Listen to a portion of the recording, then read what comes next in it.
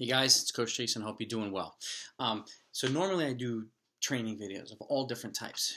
Detailed training videos for middle distance runners, injury prevention, workouts, progressions, all different type of stuff. You see a lot of the details behind everything I put out, and I put fully detailed training programs out all the time. So if that's what you look for or are looking for, whether you're a coach or a runner who just wants to either learn more about training or compare a program to yours that you might find something valuable that you can plug into yours, this is the channel for you. I do speak from 20 plus years experience as a former competitor at the high school, college, and post-college levels, to a coach of the last 20 years as well, at all three levels as well. So the stuff that I do put out is stuff that I have used or modified into other things with success at all levels, for middle distance runners all the way to distance runners, whether it's half mile to the marathon, doesn't matter. I'll put some stuff in the description down below that I think are really, really important videos and relevant to this. But today I want to talk about something that's really, really important that's not really discussed a lot. And it's transparency. Now, what do I mean by that today? It is obviously important if you're working with a coach as an athlete to be transparent with your coach. Okay, let him or her know what's going on, and I speak to my athletes the same way. If it's not always the best idea to tell me 5 days later that you didn't run for 2 days this week, or switch things around and so on and so forth, because it makes it more difficult for the next couple of days or the following week. It can throw things off. So being transparent with your coach, if you have to make any changes for whatever reason, work, life, family, whatever it is really, really, really important, okay? Particularly if you have a training program that's prescribed for you. On the flip side, if you're a coach, it's important to be transparent with your athletes, okay? And not get in the business of telling them what they want to hear, okay? Being honest with your athletes at all times is of utmost importance, okay? I use this approach, or I find it's important. I'm not going to act like, Renato Canova, the world's famous, most renowned, Kenyan distance coach.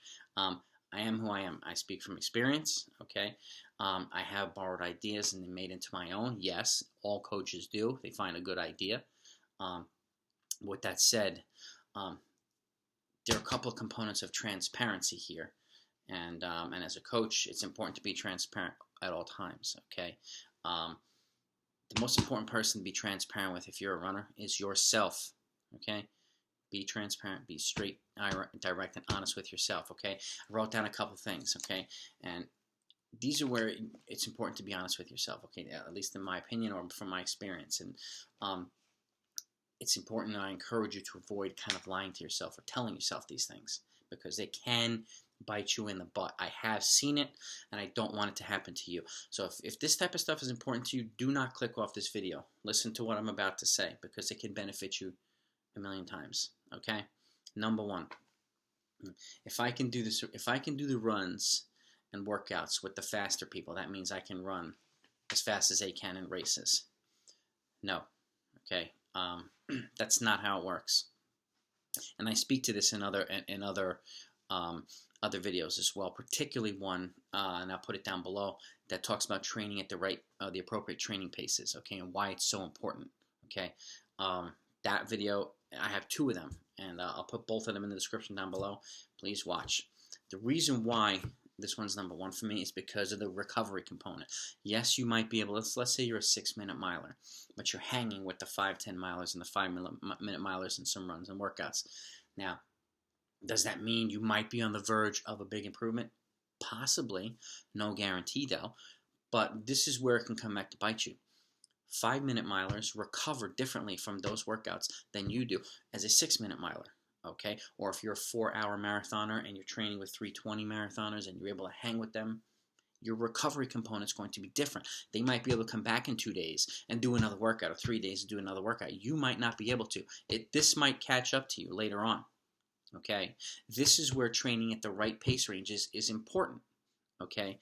And I'm talking about your current fitness, and then designing a plan that helps you progress from your current to your goal, okay? And let's say if it's a 12 or 16-week period or whatnot, last thing you want to do is be way ahead of yourself, not recover, and put yourself in a position to get sick or injured, okay? And and then potentially derail the whole season, all the work that you've just done, okay, or that your athletes have just done, okay? So please keep that in mind. Please tell yourself, okay, I want to get to here, but I'm here right now. It's important to train here and gradually inch my way towards that way. And this is a conversation to have with your coach if you're an athlete, or with your athlete if you're a coach. Very, very important, okay? Number two, I can make up for the volume later this week if I take the day off. Here's another one, okay? And I've also said this in one of my, a bunch of my videos. You have a scheduled day off on Sunday, and somebody decides they want to take an extra day on Monday. Well, Monday's only 8 miles easy, so I'll tack it on to the rest of the week somewhere. The whole purpose of scheduling out a week is to allow you to recover appropriately each day, leading into the next day, into the next day, into the next week. And when you do something like that, it could potentially throw off something somewhere else. It could throw off a workout. If you're tacking on 8 miles before a long run, you could not be recovered enough leading up to a key long run that week, or a key workout, okay? So this is another thing where it's important too. And there's another video I'm going to put in the description down below of how to set out your weekly training volume, okay, depending on where you're at, okay? And I'll give you an example. Let's say you run 7 days a week. You run 70 miles. That's an average of 10 miles a day. The following week, if it's a 14-day program, you have a Sunday off, okay?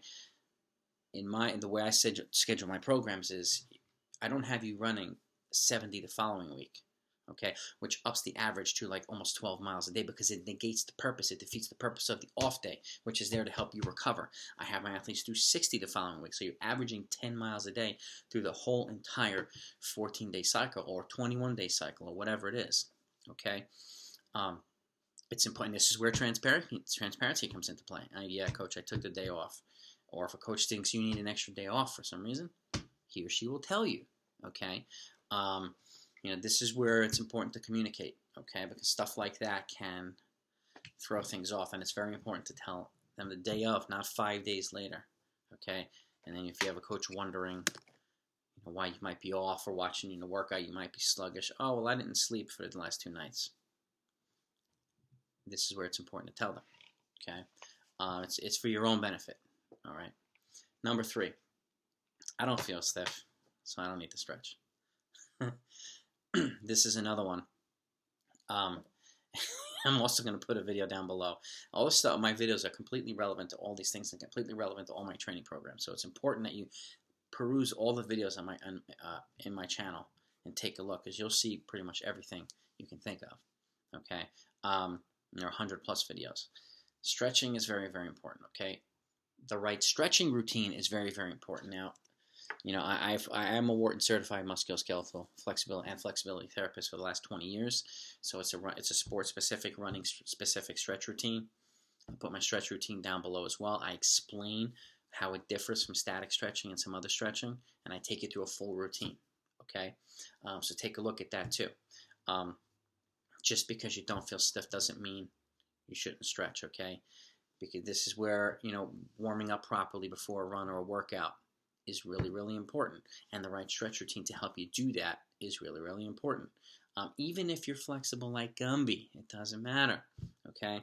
You're about to put yourself through an hour or 2 hours or whatever of some good training, or some hard training. It's important to have what I call putting WD-40 on the joints, lubricating your joints to get them ready and fired up for activity, okay? This is one of the biggest mistakes you can make, in not stretching prior to or after, or both, if you have the time, to help flush out lactate, help flush out the legs and speed up the recovery, or to at the very least get your body ready for what you're about to do, okay? It doesn't need to be a full 30-40 minute stretch routine. Okay, I take my athletes through a 10-minute routine that they can do, that's condensed down, that's specific to the runs and the workouts, that'll get them ready to go, okay? And it could be the difference between running an 8-mile run and needing 4 miles to start feeling loose, or feeling good as soon as you get out the door. Okay, that's how prominent, that's how beneficial a stretching routine can be, okay? So don't make this mistake, please, okay? Number 4. And this is, I see this on a regular basis, and it's kind of normal too. If I didn't nail this run or nail this workout, then I'm either out of shape, or, need to worry. No, you don't need to worry. We all have off days. We all have off weeks, okay? It doesn't mean you're not fit, especially if you've been doing all the work up to that point, okay? And this is where, again, this is where transparency can come into play. If you haven't been sleeping enough, tell us as your coach. We'll scale back training where we can. It's stuff like that. If you're feeling some pains and whatnot, let us know. Now, soreness is not injury. Let's keep that separate, okay? If you're feeling injured, just got to communicate that, okay? And this is, and it's happened recently too. A lot of athletes that I work with, you have an off workout, it's okay. You shake it off, and you keep moving forward. Okay, and I've mentioned this in one of my other videos. I had a kid in high school. My coach wound up being he was like a 9:15 or 9:22 miler. He had a really good cross country season, and yet he was just not there. He wasn't, putting them forth the races, but he was fit. He was in shape, and let's just keep your head down. Just keep doing the work. He wasn't sick. He was recovering properly, and all of a sudden, he had the breakthrough race. Okay, at the intersectional championships in New York, and everything just came together. It was kind of his welcome back moment. Okay, this type of stuff happens. It's part of training, whether you're training for the 800 meters or the marathon. It's okay as long as you're not sick and not hurt. You can continue going on. Training is not going to always be easy. It's not going to always be fun. Okay, but it's designed to help you get better, and get better when it counts the most. So don't worry if you're not sharp early in the season or mid-season. Training's not designed, at least my training programs are not designed to have you run your best 8 weeks early. Okay, if there's qualifiers, we'll get you qualified and so on and so forth. But that said, ideally you want to be running when it counts the most. Okay, so don't worry if you have an off day or a couple off days, or you're just feeling a little sluggish. It's part of training hard, especially if you're doing a long bout of training. So it's okay. Number 5, I need to push it every day. No, you do not, okay? And this is where a good training program laid out is important, because it has a combination of hard days and recovery days. If you're training and recovering simultaneously and you're doing it right, then there's no need to either push it every day or have a drastic taper or drastic peak. If you're doing it right all along, you'll be there when it counts the most, okay? Now, pushing it every day, there are some exceptions, okay? Most notably, in my opinion, when you transition from high school to college, that first year, you're going to be getting used to running at faster pace, okay? You might be going from top dog in high school to now one of the guys, and you might have 10 guys or 10 girls faster than you that are going to be there to push you. So there's going to be a lot of things to get used to. College lifestyle, scheduling's different. You have to really be personally accountable for your scheduling, but particularly for training is getting used to training at a faster pace every single day. Your easy runs might be 30 seconds to a minute faster, and you might see in college where you do less workouts and you just spend more time getting used to these runs, okay, in the beginning. That's an important part of it. So you don't need to push it every day if you're not where you want to be just yet.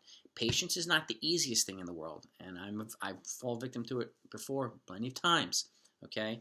But it's very, very, very important. This is a long-term game if you want to be really, really good or continue to succeed in running, okay?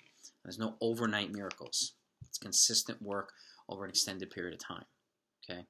And then again, pushing it every day goes back to could be hampering your recovery too. Are you recovering properly? That goes back to that 4-hour marathoner trying to train with the 3-hour, or the 6-minute miler trying to train with the 5-minute when they're not ready to. Okay, your workouts, when you're ready to increase training intensity, you have a time trial or race that will tell you that you're ready to do that.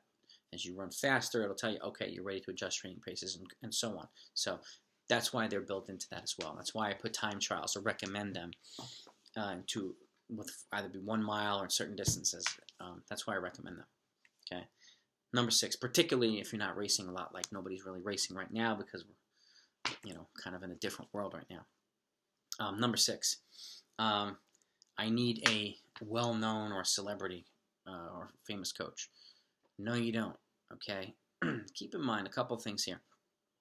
You might have Jack Daniels as a coach. That's great, but again, not everybody responds the same way to training, okay? Now, Jack Daniels is one of the top coaches in the world for a reason because he has the ability to or Joe Vigil or Renato Canova, they have the ability to identify exactly what you need. And that's where a lot of other good coaches, they'll identify what you need. Okay, what you do might not be working for him or her, so I need to make some adjustments for individualized reasons, okay? And this is where a lot of good coaches, there's a lot of good coaches out there who don't get the opportunity because sometimes folks will gravitate towards these well-known coaches, and I get that.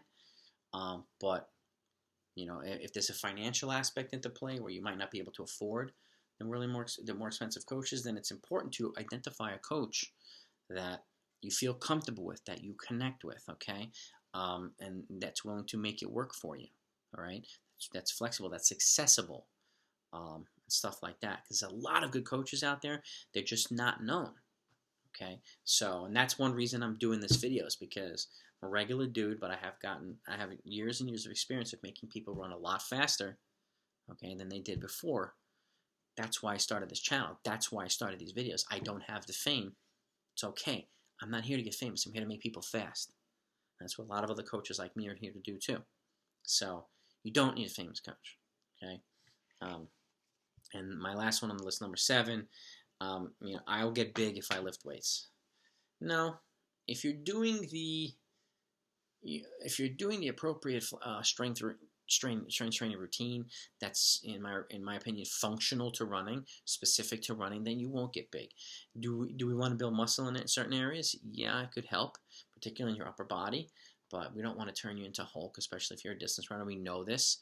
We don't want to, you know, deviate away from the most important parts of training, but strength training as a runner is important. It's particularly in the lower body, building strength in the ankles and feet, calves, and your soles and your quads and your glutes and stuff like that, and your hips. And again, you can do running specific exercises without having to lift heavy weights. Okay, that'll be, you know, a heck of a lot better for you, and especially if they're high rep, low intensity, or whatever it is, with short rest. Again, it's specific to running. The muscles fatigue the longer you're running, so it's important to build that fortress of strength to not only protect you from fatiguing, but protect you from getting injuries like shin splints and knee problems and stuff like that. Okay, so a running specific strength routine is really, really beneficial, okay? If you can find one, there are a lot of them out there. If you, folks want me to put out a video on a running specific strength routine, just let me know in the comments and I'll be more than happy to do so. I do think it's very, very beneficial. But then again, you know, going back to individualized needs, there are certain athletes who need to do a little bit more of this and a little bit less of that, and that's up to a coach to identify where he or she might be needing an adjustment or a tweak in the training. So that's my video today. I hope it was helpful. If you did find it helpful, please hit the thumbs up. If you like stuff like this, please hit that subscribe button if you haven't yet. If this is your first time to the channel, you're a coach or an athlete, welcome. Take a look at my videos. Let me know what you think. I always put a bunch in the description down below. They're all here for your improvement and enjoyment. And if there's something that's not out there on my channel and you want me to put forth, again, put them in the comments down below. I like to have a dialogue with everybody that puts comments, and I respond to all the comments as well. So with that, be safe, train hard, and I will talk to you next time.